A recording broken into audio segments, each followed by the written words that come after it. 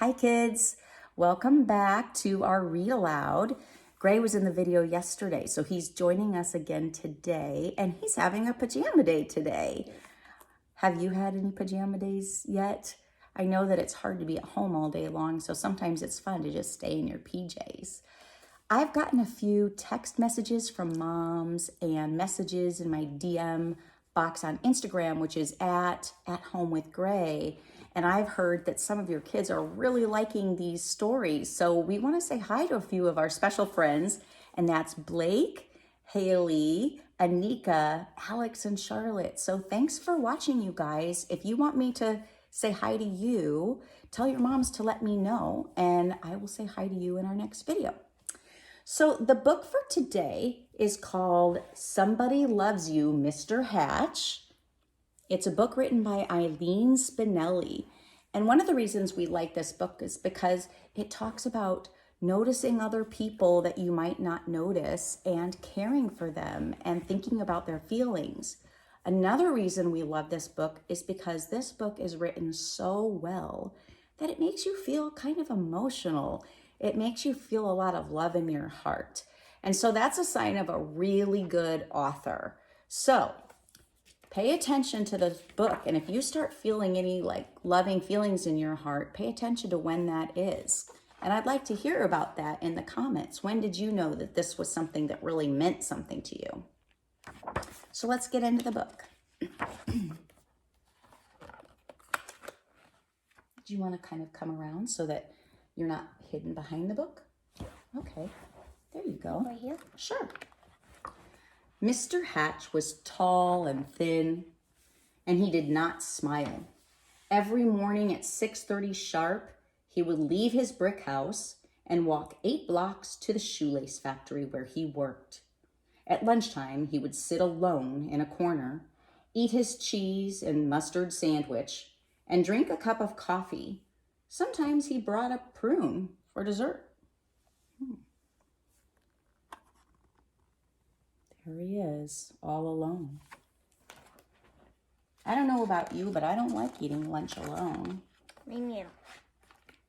After work, he would make 2 stops. At the newsstand to get the paper, and at the grocery store to buy a fresh turkey wing for his supper. After supper, he read the paper, took a shower, and went to bed early. He keeps to himself. That is what everyone said about Mr. Hatch. One Saturday, when Mr. Hatch stepped onto the porch with his dustpan and broom, he got a surprise, a package wrapped in brown paper. He had never spoken to the postman before. "Thank you, Mr. Goober," he said. Mr. Goober smiled. "You're welcome. I always enjoy delivering packages." Mr. Hatch tore the brown paper off. Inside was a white box, which he opened to find another box. This one was heart-shaped, all satiny red with a pink bow on top. It was filled with candy. Something fluttered to the porch floor. It was a little white card. He picked it up. It said, "Somebody loves you." Only then did he remember that this was Valentine's Day.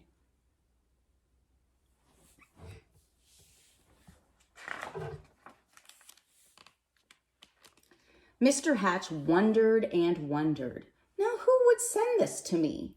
He was all alone. He had no friends, and yet someone had sent him a Valentine. Who?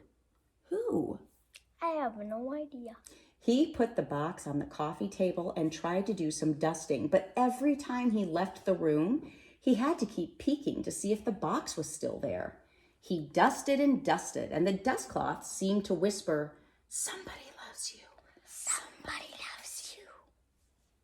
At last he flung the dust cloth away and exclaimed, "Why, I've got a secret admirer."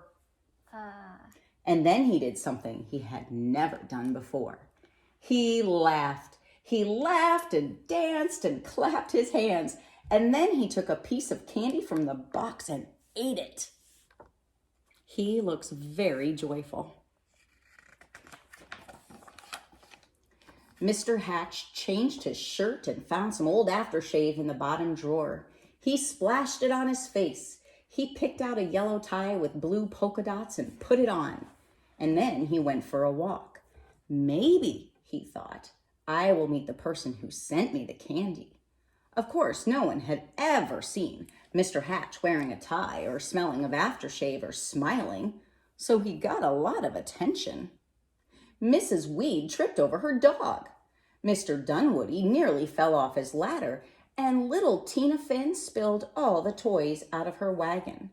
Mr. Hatch waved hello to them all. Hello, everybody. Hello.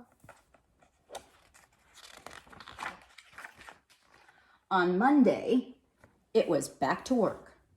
At lunchtime, Mr. Hatch sat in the middle of the cafeteria. He spoke to everyone and passed out chocolates from his heart box.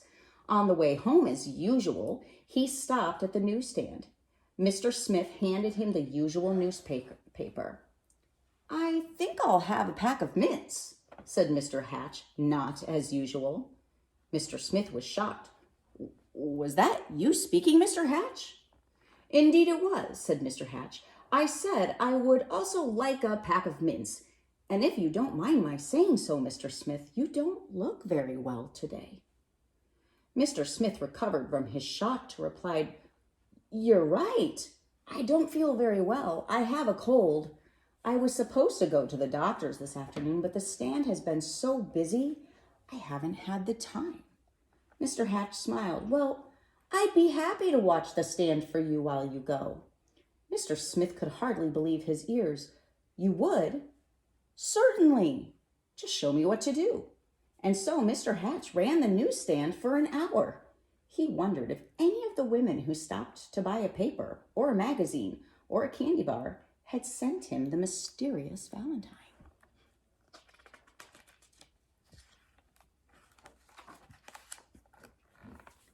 When Mr. Smith returned, Mr. Hatch made his usual stop at the grocery store.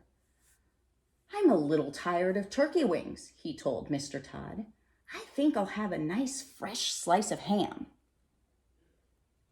Mr. Todd weighed the meat and wrapped it. You look worried, said Mr. Hatch. I am, said Mr. Todd. My little girl is late. She hasn't come home from school yet, and I can't leave the store to look for her until my wife arrives. Goodness, why didn't you say so, said Mr. Hatch. I will go look for her. And so he walked to school and found little Melanie Todd by the swings and brought her home. Thank you, said the grocer. Any time, said Mr. Hatch. There's little Melanie.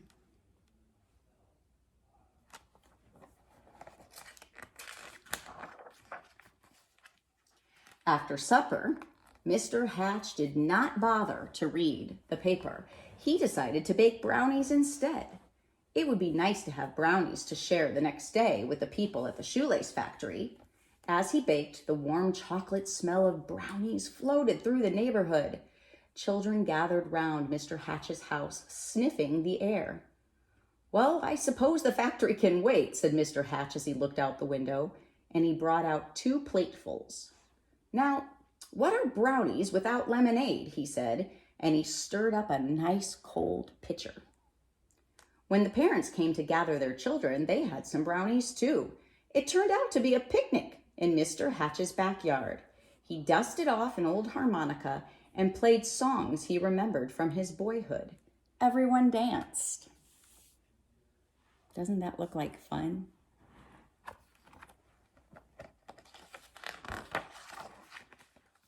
And so the days and weeks went by. When Mr. Hatch wasn't smiling, he was laughing. And when he wasn't laughing, he was helping someone. And when he wasn't helping someone, he was having a party in his yard or on his porch. He seemed to have forgotten about finding the person who sent him the Valentine. Then, one afternoon, Mr. Goober, the postman, came to his door. His face was very serious. Come in, Mr. Goober, said Mr. Hatch. You look upset. I am upset, he said. I made a mistake some time ago. My supervisor is very angry with me. Do you? Yes, Mr. Goober, what is it? Do you recall the package I delivered to you on Valentine's Day, I think it was? Yes, I believe so, replied Mr. Hatch, beginning to feel a little uneasy.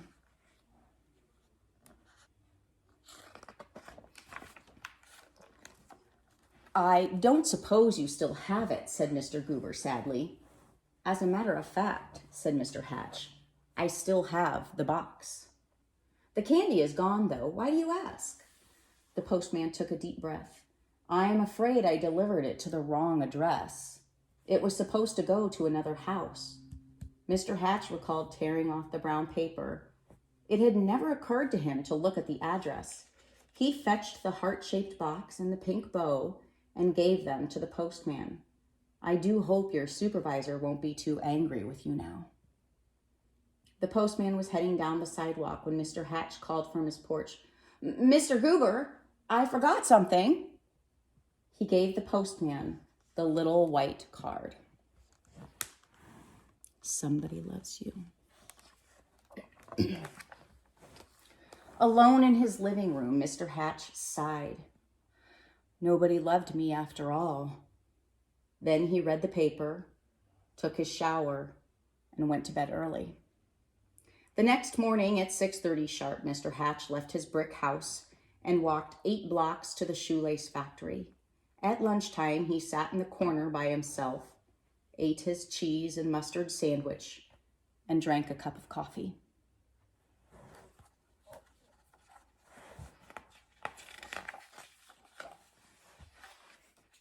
After work, he stopped at the newsstand for his paper, but he did not speak to Mr. Smith. And when he ordered his turkey wing from Mr. Todd, he did not smile. Nor did he pat little Melanie Todd on the head or bake brownies or have picnics or parties or play his old harmonica anymore. Everyone whispered, "What is wrong with Mr. Hatch?" Mr. Goober, the postman, told them. "We love Mr. Hatch," insisted Mr. and Mrs. Dunwoody. "He gave us flowers for our garden. He helped us to mend our back fence." Mrs. Weed nodded. "I love him too. He saved his bones for my dog, Ruffy." Ruffy barked. She loved Mr. Hatch too. Mr. Smith told everyone how Mr. Hatch had watched his newsstand so he could visit the doctor, and Mr. Todd told everyone how Mr. Hatch had found his little girl. All the children in the neighborhood remembered Mr. Hatch's wonderful brownies and lemonade, and most of all, his laughter. "Poor Mr. Hatch," they said. "What can we do?" Then Mr. Goober announced, "I have an idea." These are all the things that people are thinking about when they think of Mr. Hatch, how helpful he has been to them. Here, watch out. On Saturday morning, Mr. Hatch woke to a bright and sunny day. He put on his old overalls and went out to the porch with his dustpan and broom. He couldn't believe his eyes.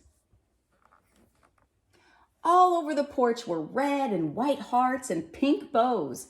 There were boxes of candy on the chairs and yellow streamers flowing from the ceiling.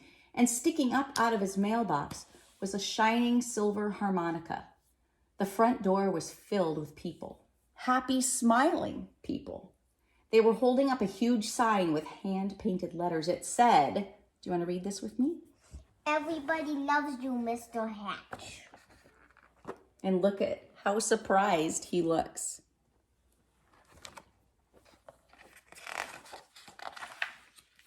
Mr. Hatch dabbed at a tear with his handkerchief. "I do believe," he sniffed, "somebody loves me after all." And then he smiled, and then he laughed, and then he hurried down to be with his friends. And that's the end. And I just love the way this book makes me feel. It feels really good to care about others and do special things for other people. So I want you to think about that and think about the different ways that you can show people that you care. And maybe you have a neighbor who's elderly or can't get out of the house very much. Give them a phone call. Or since you can't leave the house, maybe FaceTime them just to say hi. Have a good day, you guys. You want to say hi or say bye?